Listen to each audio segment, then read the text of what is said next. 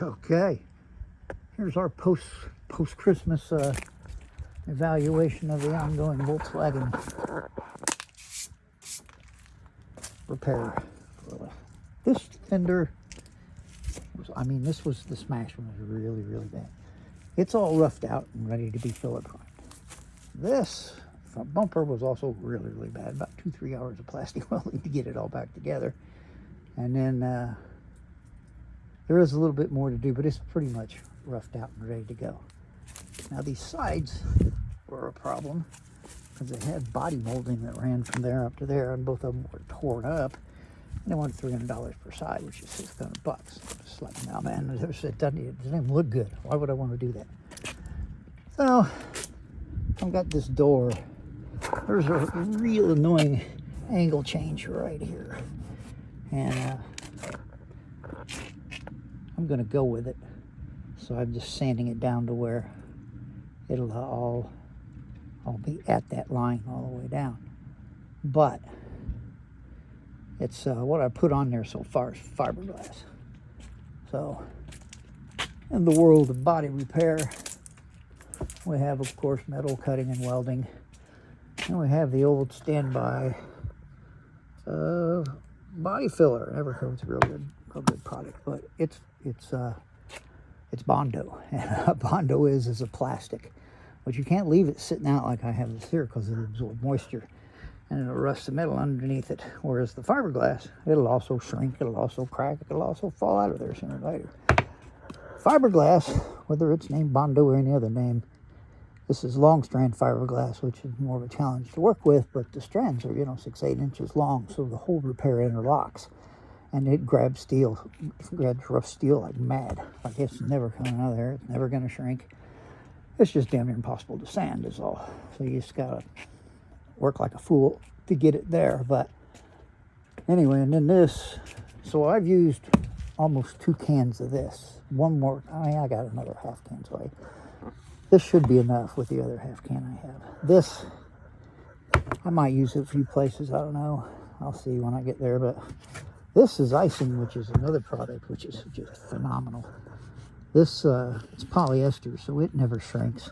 It's very easy to sand, and you don't want to use it for anything but like really tiny, low dents and that sort of thing. It goes on super smooth, sands super easy, but you can expect no structure out of it. It's not going to provide any strength at all. So you have to keep that in mind when you're using it. So people have done, so this thing's ready. Like, I was going to paint this bumper, the fender, and the doors at the bottom. So I can't tell you know how stupid this is, right? It's going to look ridiculous. You're going to have the bottom half of 2 doors and 2 fender, or 1 fender and a bumper that look a brand new, beautiful base coat, clear coat finish, and you're just going to leave the rest of the car like it is. So after a lengthy discussion, we decided to paint the whole car. Now, I don't have a paint booth here, and it doesn't matter if I did, because 9 times out of 10 I just take a car apart to paint it, because it is just taping it all off and getting tape lines and trying to cover a whole car all at once. You do that in production work. People even do it for their own personal cars, but if you really want it right, you take it apart, paint it all in pieces, and then put it all back together, and the effect is stunning. I mean, the difference is night and day between just your normal body shop paint job. You don't want to overspray on everything, and you don't want tape lines where you taped it off, and you don't want places where you missed the tape. You got it on the molding, and so, I'll take the molding off there too, and probably take the molding off. If I have to destroy it to get it off there, I won't. I'll just be real accurate taping it, but you can't leave a line where it's pulled off there. When it's done, it should look like it was like that from the factory. Now this thing, it's got dents. Here's a dent. There's a big dent. There's a dent, another dent. The clear coat's falling off the rear bumper, so it has to be removed and sanded all the way down. This one's got a big dent here, big dent there, big dent there. When you get sideways and look at any of these panels, they got little dents in them. So all this stuff comes apart really easy, like this whole front end and bolts like nothing. So nothing from here forward will be painted on a car, and I highly doubt I paint the doors on the car. And because, you know, I have to paint the door jambs and the inside and outside of the hood and trunk and anywhere that you would be able to see that it was time was black and somebody else just covered it up in red. So I'm using a Victory Red Corvette color. It'd be ridiculously nice, but like this, you know, you got the clear coat falling off here that has to be fixed right, or it's going to look like hell. It could go back black if, you know, I might paint this trim in a semi-gloss black, or I might paint it red, but I don't know. It's kind of rubbery, so I gotta see. I have to think about it. I'll know when I'm taking it apart. But I take the doors off, then I can paint all the way around the inside of the door, all the way around the door jamb. I mean, there's 4 bolts that hold it on there. It comes off real fast. So, you know, I'll just paint the whole car in pieces.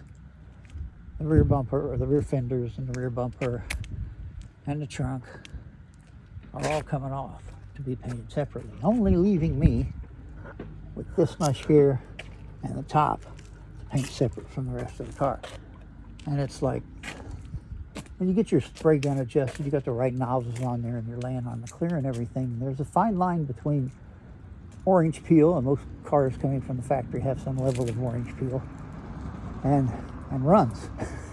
So if you load it up too much trying to get it slick, it'll run. So when you got something as big and flat like these doors and fenders and bumpers and stuff, you can turn it at an angle that's advantageous to where you can lay down your base coat and then lay down your clear like glass. I mean, just that smooth. What you definitely don't want to do, and I'll build a little an impromptu paint booth out here with some plastic and some PCV pipes and stuff. So, and then some furnace filters with a fan. I also have an air compressor and hose set up that sits outside, and it runs and it feeds fresh air into my mask. So I can stay in there as long as I want with the parts while I paint them, and that's critical. Because there's, you know, you could put a coat on, it's got to flash off to a certain point, and you got to put another coat on it, and then the clear coat, and like you have to try and like see every millimeter you're painting as you go. And there are some things you definitely don't want. Runs are horrible, but they're easier to deal with than bugs and dust and stuff like that. So if you get dirt and clear coat, it stands out. You see it from 100 feet away. I mean, it's crazy. So I could use acrylic enamel and just paint it all in one piece and let it rock out. And might have done that and was going to stay black. But since it's going to stay red, and then I have a certain reputation to maintain, then it's going to get painted the way I paint cars, and it's going to be very, very nice. But it's like, I get it. You get everything roughed out, and then you bury it in 2 coats of filler primer, and then you sand it down, and from that you go on piece by piece by piece, and you see what you have. Because while this looks great now, the fender, that's fiberglass. Nobody would ever get this good with fiberglass. There's no Bondo in here whatsoever, or polyester filler. But see, there's still like a little, right here's a little place I feel that you would be able to see if it stayed like that. Filler primer will probably fill that 2 coats, but it won't, because I'll bust it all down after, you know, I'll sand it after the 2 coats of filler primer. There are some places that are going to stand out, and that right there I would fix with this. Either of these products are superior to this.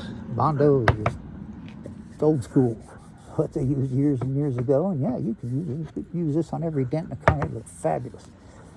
It ain't going to be a 5-10 year paint job though, because it will come loose on you, shrink. There's a lot of problems Bondo does, but it was the original product. That prior to that, everybody was using lead, so it was like Corvettes and stuff, and they used fiberglass. And Bondo is a great product. Don't get me wrong. I want to say there's no place in the world for it, but People that fix like rusted out holes with screen and a couple layers of Bondo are just clowns. They're just wasting your time. I mean, why have, and that's what I told her. I said, why would we go to this much trouble and put it back together and it's still going to look like hell because all these dents you put in it.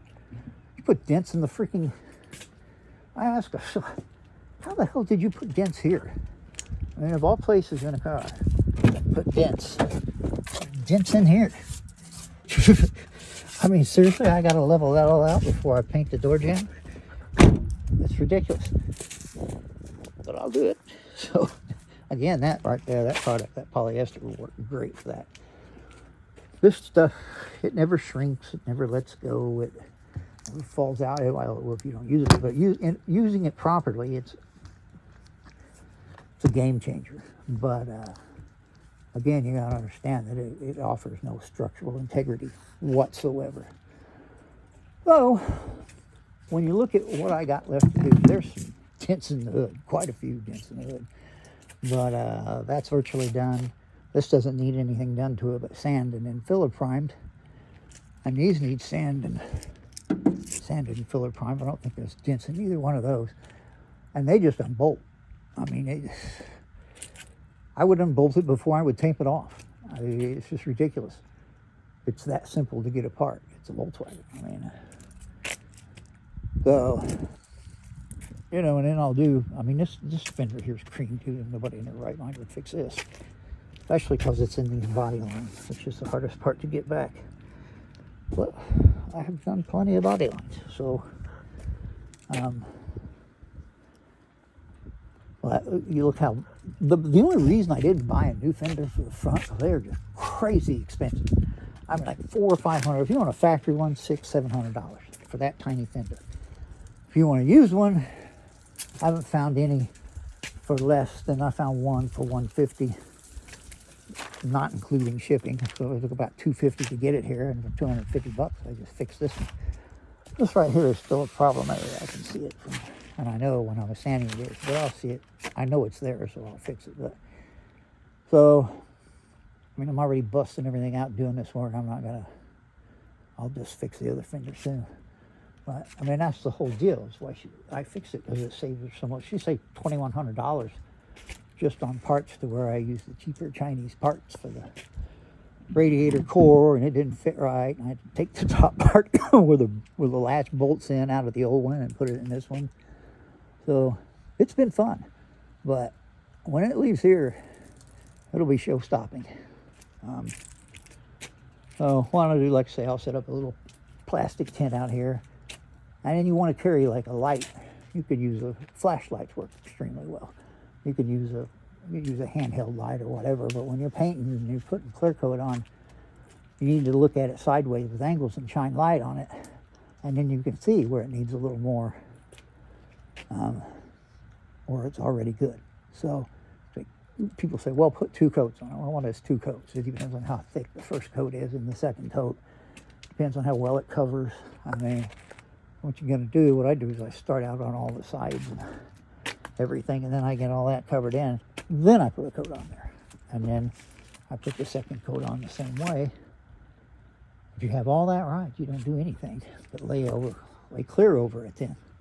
And if you do that correctly, it's stunning. But it's hard to do. Like you're not going to get it on a door to be that glassy standing vertically. It's never going to happen.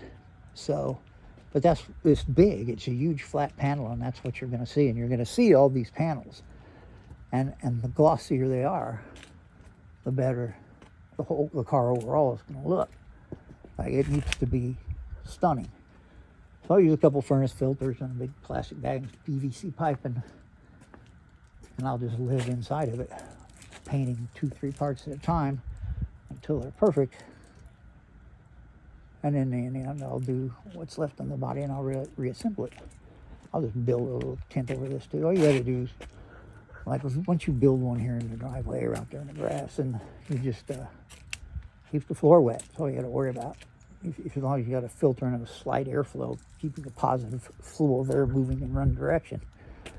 And then so you know, you want to be smart. You want to, if the air is flowing this way, you should paint the front as you're going in and down there. So if you don't, you're going to be painting this way. By the time you get here, that'll already be partially dry, and the wind will be carrying it onto the rest of the part. So if you pay attention to all that, it's off. I'm waving at my neighbors, but anyway, it's off the hook. That's gonna be really cool. Oh yeah. If there wasn't enough compelling reasons to use fiberglass over Bondo, the fiberglass is waterproof. So if it rains, it will do nothing to it. The absolute most that will happen is we get a little surface rust on where it goes all the way down to the steel. But this is modern high-strength steel, and it's pretty corrosion resistant to start with. That's why you don't see new cars rust out like old ones did. But they do that at the cost of making them very thin and very light, which means they take dents pretty easy, and then you can't. It's hardened steel, so you can't take it and heat it up, shrink it, or expand it with a hammer and dolly like you could in the old days. Now you just bang the thing out to as close to as it used to be, and use filler or replace it. That's why most of the time you see cars that are totaled you wouldn't think would be totaled. We used to go to add up all the parts. Like if the front of this car was all smashed, it'd be worthless. You had to buy the hood, both fenders, and the core support and all that, and factory parts. $5,000 probably. I don't know. It's expensive. So this car is getting a second shot at life, which is kind of how. I mean, you're talking about the amount of work between letting it leave here looking absolutely like shit with one shiny fender at the bottom of the doors and the front bumper, or let it drive off where it looks spectacular. So that's an easy decision for me. She's like, how much do I need to pay you for it? I haven't paid me any money. I'm doing all this for free anyway, and the difference to me of how much difference in work there would be to how different it's gonna look, it's just, I won't let it go like that. I just don't want to. I don't like to do that. So I'm gonna do all this work and leave this with it. It wasn't just a little bit of dents. It's got some huge dents in it. I mean, there's no way, no matter what I do, the worst thing I could do is make all these little parts I was going to paint absolutely perfect. And all that'll do is just make the rest of the car look like crap. So, I'm going to do the whole thing. It'll be a kind of a color about like this red car going by, which, coincidentally, will be the same color as my air compressor. And I'm still buying parts on that, and lots of parts, and the whole thing's just gone. I've gone crazy on it. That DigiKey box there has, there's 6 boards in there, and there's 3 more coming, I think. Yeah, 3 more coming. And then I got an Arduino development board that I can get all my pinouts. And I mean, it's like, it's only complicated if you let it be complicated.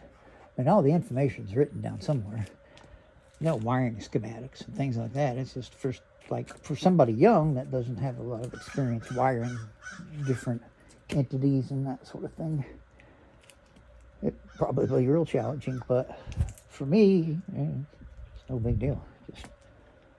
I got all the sketches, which are a computer code that are provided that you enter it into the boards, and then that programs it to a certain level of detail, of which you can then change those sketches to really hone in on what you want it to do, on your limits one way or the other, of how accurate you want it to be. And of course, the more accurate you want it to be, the more memory it's going to take up. And then that's what got me where I was going to use 2 Arduino boards with 6 sensors each. It's too small. I can't power LCD screens and stuff with it, so I'm like, the hell with this. And then I just read, search till I found the kind of like industrial boards that I need. Far more memory than they need, and they're far more capable. They're Wi-Fi capable. They're voice command capable. You could run a freaking drone off of it. You can do whatever you want. So, and then instead of load all the sensors onto one board, I have 2 sensors per board, one PSI and one humidity temperature sensor. And so while this part has, stalled because of all this stuff I've been doing, the rest have been moving along very, very well.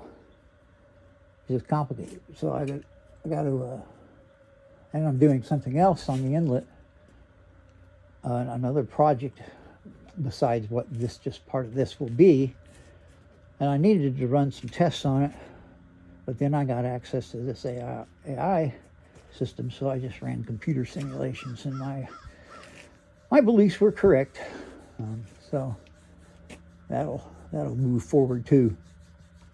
But it's a separate project, and I want to tackle this part of it first.